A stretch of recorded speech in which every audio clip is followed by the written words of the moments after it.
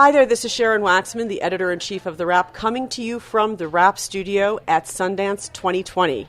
It's our 10th year here, and we are blessed to have as our first interview the legendary Ron Howard. Thank you for being here. Good to see you again. So this year, you're here at Sundance with actually a kind of a small movie by your lights. Well, a documentary, and it's called Rebuilding Paradise. Rebuilding Paradise. Yeah. So all of us remember. So first of all, welcome. And Thank you.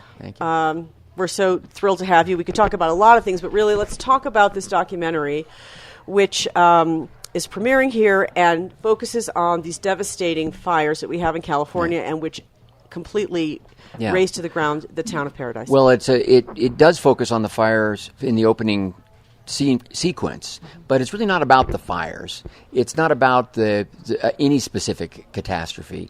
It's really about the sort of the long, complicated tale of trauma that a community and the individuals within that community go through in facing that question once the cameras leave and once the people know if they're well or safe or not.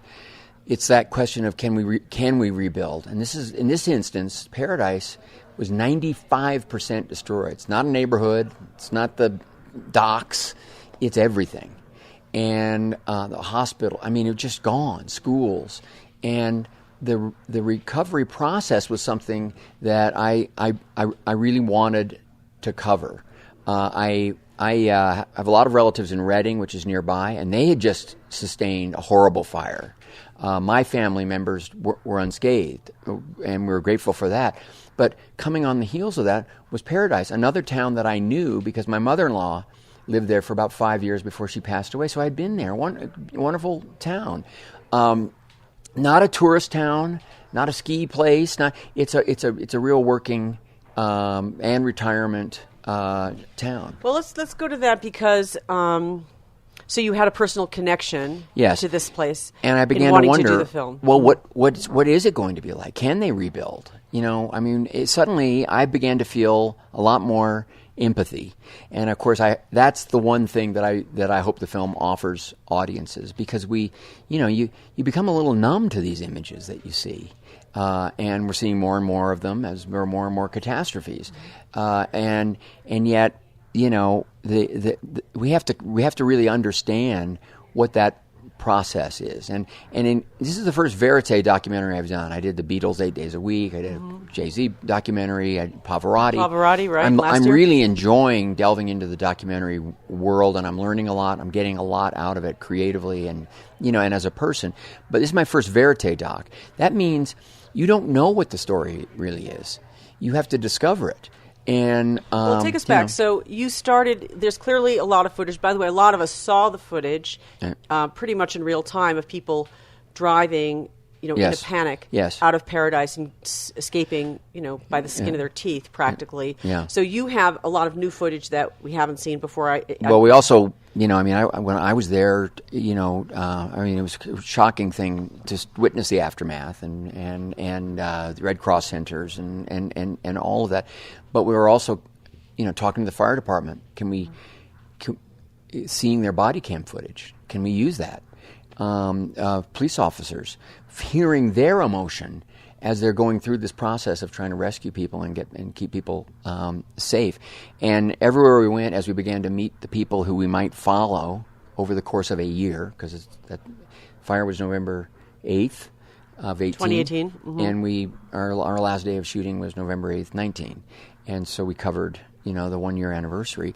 But we would ask people about their footage, about their experience, and would they share? And then through Facebook and just outreach, we collected hundreds and hundreds of hours of footage, and it's a pretty intense sequence. It's probably one of the most cinematic sequences that I've ever actually been a part of.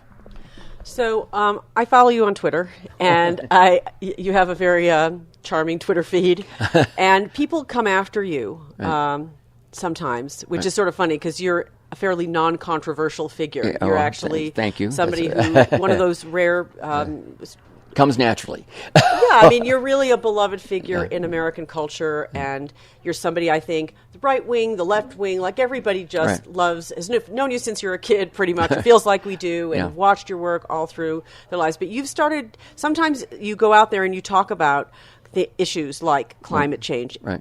It's moved you.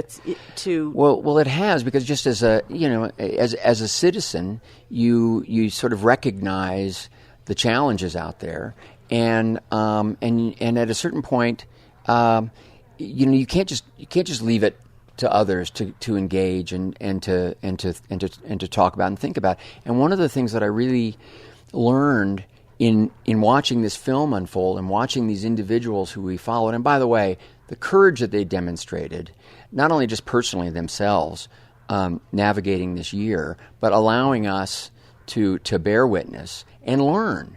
Because it's not like I had some thesis that I was trying to prove here.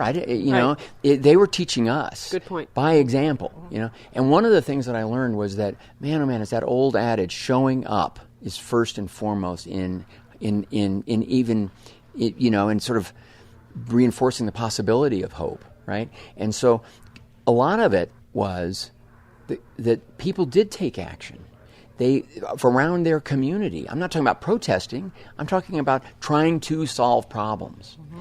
And it was really interesting. It's almost it's a lesson in getting things done, making things happen, making your voice heard. And there's something very powerful about seeing the way the community came together. It wasn't always easy, but they achieved a tremendous amount. Real underdogs in terms of what they were able to accomplish in this first year.